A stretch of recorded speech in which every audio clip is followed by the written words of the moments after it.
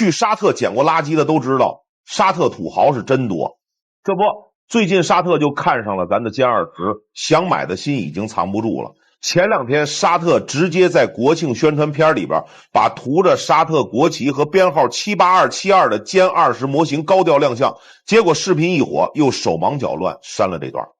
简直是此地无银300两。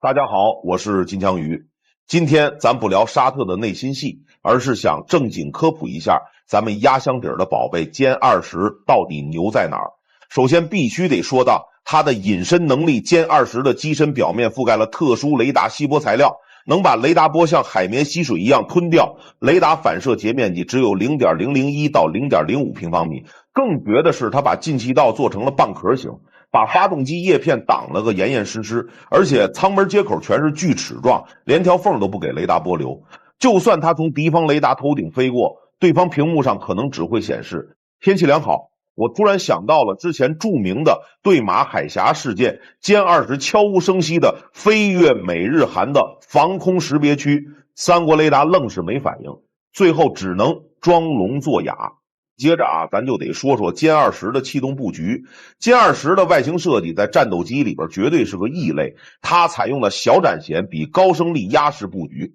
机头前有一对小翅膀，配合着全动垂尾，全身足足有10个气动舵面。这种设计也让它的最大升力系数飙到 2.0， 比 F-22 的 1.5 还高，特别适合做大迎角飞行。大家伙还记得在2018年珠海航展上歼20表演的落叶飘吗？战机一边螺旋上升一边摇摆滚转，简直就是个武林高手。这么厉害的气动设计，自然也就带来了惊人的超机动性。歼20的飞控系统强大到能驾驭复杂气流。之前在珠海航展上，它就曾经在垂直爬升中速度降到了200公里每小时，几乎悬停在了半空，但却依然能完成180度翻滚后继续爬升。这靠的就是飞控系统对压抑和边条翼产生的涡流进行精准微操，让飞机在失速边缘依然可控。通俗点说，就是别的飞机失速就会往下掉，歼20失速了还能翻个跟头再走，这在空中格斗的时候就是重量级碾压。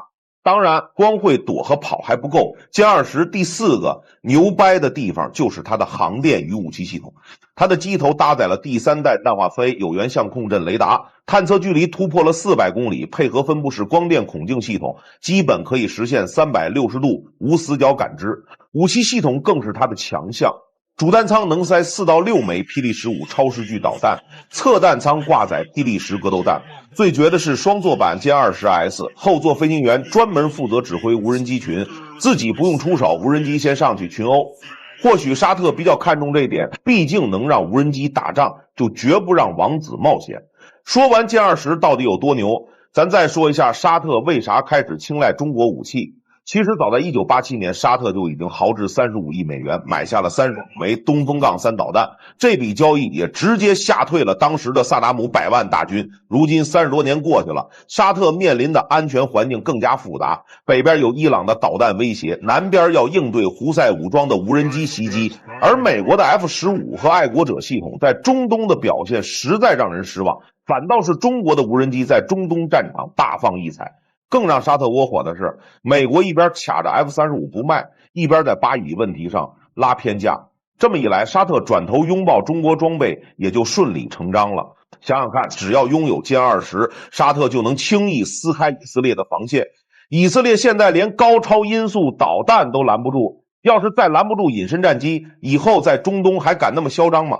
而且咱们的歼20S 指挥无人机作战的能力真的完美契合了沙特能用钱解决的事绝不冒险的作战理念。不过歼20到底能不能卖给沙特呢？目前来看，歼20确实还是咱中国空军的压箱底武器。但话说回来，随着中国6代机研发进度的加快，歼36、歼50已经在路上了。等到6代机开始服役，早期版本的歼20说不定真能出口，毕竟过于落后，可以展示嘛。所以沙特能不能如愿购买，还必须得看中国6代机何时翱翔。毕竟咱的节奏是，你要买我可能卖，但要等我飞得更高。